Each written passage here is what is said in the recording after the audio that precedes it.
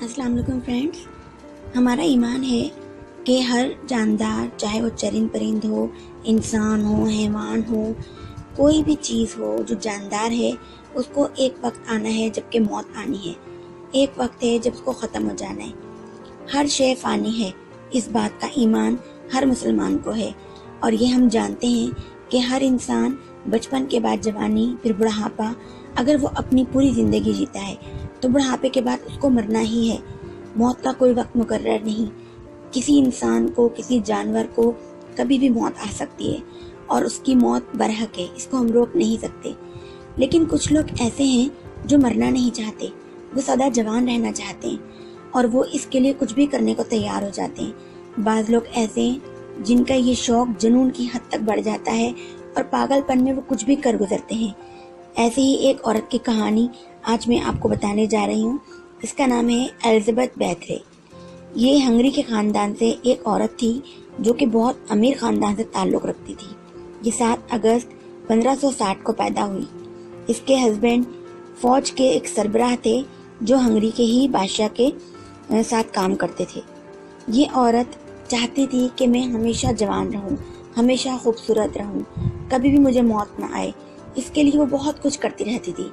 इसकी हरकतें बचपन से ही अजीब व गरीब थी, लेकिन पहले इन हरकतों का इतना इल्म ना हुआ। लेकिन जब ये जवानी के बाद इसकी उम्र बढ़ने लगी, तब इसको एहसास हुआ कि मेरी उम्र बढ़ रही है, मेरी खूबसूरती वो नहीं रही, मेरी जवानी वो बढ़ नहीं रही और मेरी उम्र बढ़ती जा रही है। उसने सोचा कि मैं क्या हल करूं कि मेरी उम्र रुक जाए, मेरी हुस्न, मेरी जवानी रुक जाए, और उसके लिए उसने बहुत कुछ किया। आखिरकार उसके जहन में एक चीज़ आई। उसने सोचा कि शायद कि मैं अगर जवान लड़कियों का कत्ल करके उसके खून से नहाऊं तो हो सकता है कि मेरी उम्र रुक जाए। और उसने लड़कियों को अगवा करके, उनको टॉर्चर करके, उन्हें कत्ल करके उनके खून से नहाना शुरू कर दिया।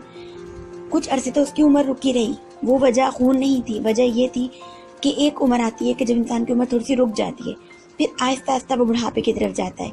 उसको लगा कि शायद मेरी ये उम्र रुकने की वजह उन लड़कियों का खून है जिनसे मैं नहाती हूँ, और उसने यही शुरू कर दिया। इस तरीके से 650 लड़कियों का उसने कत्ल किया और उनके खून से वो नहाती रही। उसके बाद ये खबर वहाँ के बादशाह तक भी जा पहुँची।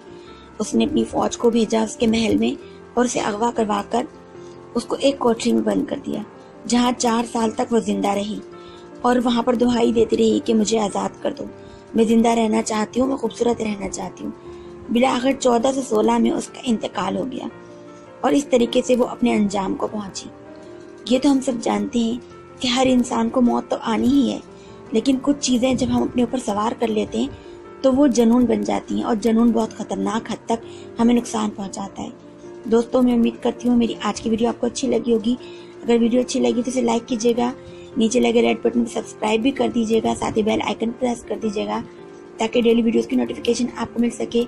अगर आप चाहें तो वीडियो के सेंटर में लोगो से क्लिक करके भी आप मेरे चैनल को सब्सक्राइब कर सकते हैं और मेरी वीडियो को आप लाइक कमेंट भी कीजिएगा और साथ ही शेयर भी कीजिएगा ताकि ज़्यादा से ज़्यादा लोग हमारे साथ कनेक्ट हो सकें।